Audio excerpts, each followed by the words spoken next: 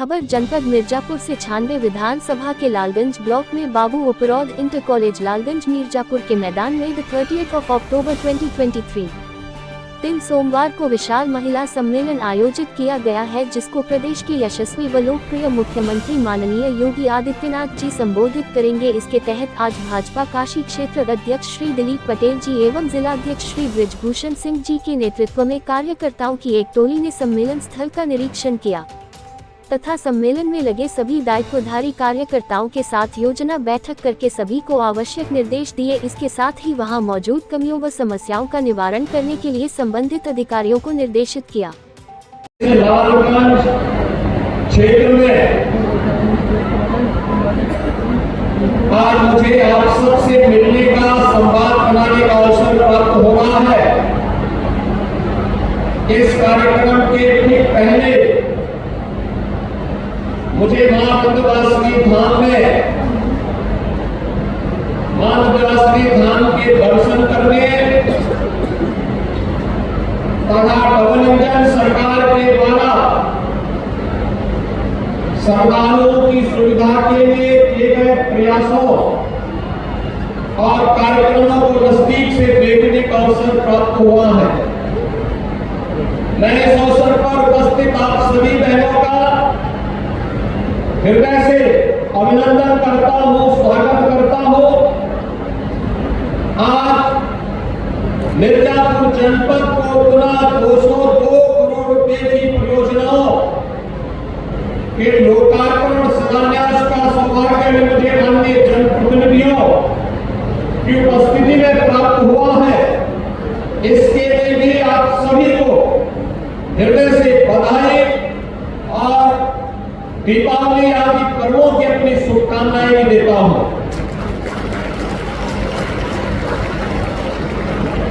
हम सब जानते हैं कि आधी आबादी को नजरअंदाज करके कोई समाज समर्थ और सशक्त नहीं हो सकता, और इस बात को नए भारत के शिल्पी के रूप में प्रधानमंत्री मोदी जी ने 2014 में स्पष्ट कर दिया था, जब उन्होंने बेटी बचाओ बेटी पढ़ाओ कार्यक्रम से इसकी शुरुआत की थी। इसके उपरांत अलग अलग कार्यक्रमों के माध्यम से आजादी के 70 वर्षों के बाद पहली बार देश के अंदर ये लगा कि महिलाएं भी देश के राजनीतिक एजेंडे के मुख्य हिस्से हैं। जनधन अकाउंट का कार्यक्रम हो, उज्ज्वला योजना का कार्यक्रम हो, सौभाग्य योजना के अंदर उन परिवारों को फ्री में बिजली के कनेक्शन देने का कार्यक्रम हो,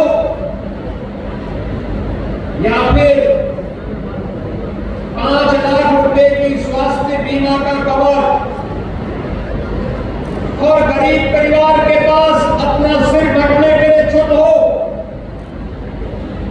प्रधानमंत्री स्वनिधि योजना हो या प्रधानमंत्री स्वामित्व की योजना, स्वामित्व योजना के अंतर्गत जहां पर जो परिवार निवास करता है उस भूमि का मालिकाना अधिकार उस परिवार को प्राप्त करवाने के लिए देश के अंदर चल रही एक अभिनव योजना, इन सभी योजनाओं को प्रभावी रूप से लागू करने के कार्यक्रम की श्रृंखला में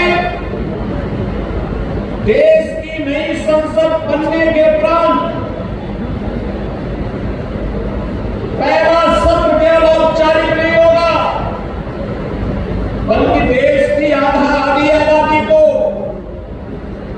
वर्षों से चली आ रही उसकी मांग को पूरा करने के संकल्प के साथ आगे बढ़ाएंगे।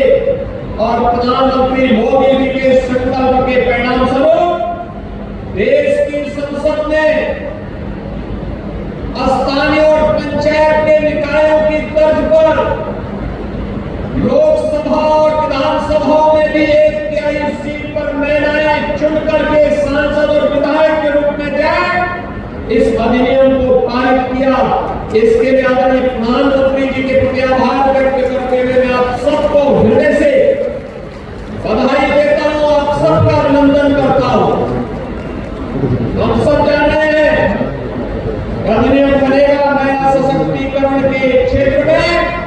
ये मील का पत्थर साबित होने वाला है।